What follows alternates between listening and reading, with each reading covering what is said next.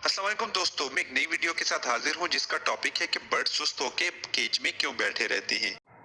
आजकल birds cage के किसी कोने में सुस्त होकर बैठे रहते हैं, अपने परों में सर छुपा के बैठते हैं, कुछ खाते पीते भी नहीं और वो बिल्कुल भी एक्टिव नहीं। ऐसा क्यों होता है? आज की वीडियो में हम ये डिस्कस करेंगे क्योंकि बहुत सारे कमेंट्स इस चीज के बारे में आ रहे हैं। आज की वीडियो में हम डिस्कस करेंगे कि इसका रीजन क्या है, हम किस तरीके से अपने बर्ड्स को बीमार होने से बचा सकते हैं, कैसे अपने बर्ड्स को चेक कर सकते हैं कि किस किस्म की बीमारी है और क्यों हमारे बर्ड्स इस तरीके से बैठे हुए हैं।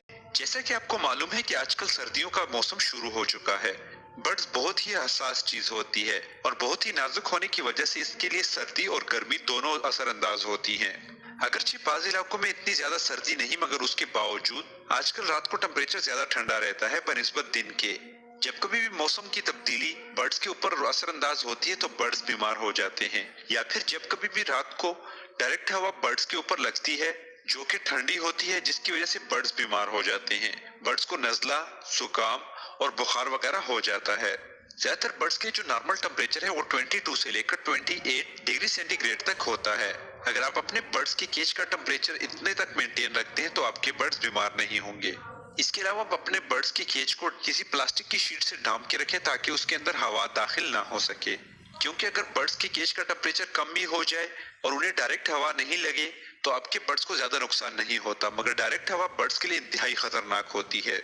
जब कभी भी आपका बर्ड्स इस कंडीशन में हो कि वो सुस्त होकर पर फैलाए बैठा है तो आपको चाहिए कि आप उसे पकड़ें। जब आप उसे पकड़ेंगे तो सबसे पहली चीज आपने ये करनी है कि आपने उसकी आंखें और नाक चेक करना है कि क्या उसके नाक से पानी निकल रहा है या फिर उसकी आंखों के इर्द गिर्द से बाल चढ़ रहे हैं या उसमें से पानी निकल रहा है। अगर उसके आंख या उसकी नाक में से पानी निकल रहा है तो इसका मतलब है कि आपके बर्ड्स को नजला हो चुका है।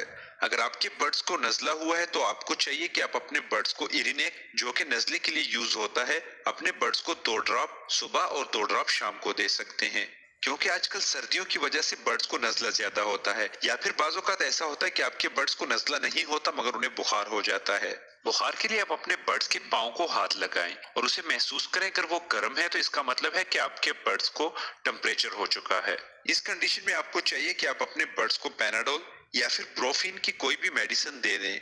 जो भी आपके पास बच्चों की बुखार की मेडिसिन अवेलेबल हो, आप उसके 2-2 कतरे अपने बर्ड्स को दे सकते हैं। अगर आप अपने बर्ड्स को पोल्ट्री की मेडिसिन देना चाहते हैं तो आप एनरोसिन, जो कि हर एक मर्ज के लिए है, वो अपने घर में जरूर रखें।